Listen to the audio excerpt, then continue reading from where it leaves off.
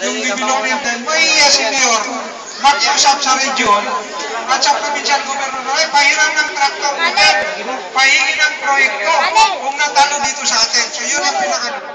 Gusto kong iparating sa inyo na ngayon ay kasalukuyang nagme-meeting ang Moro Islamic Liberation Front sa Darapanan. At dineclare ni Chairman Murad na ang kandidato niya sa regional governor ay si Mujib Hataman at sa provincial governor ay si Totomaw Dadato.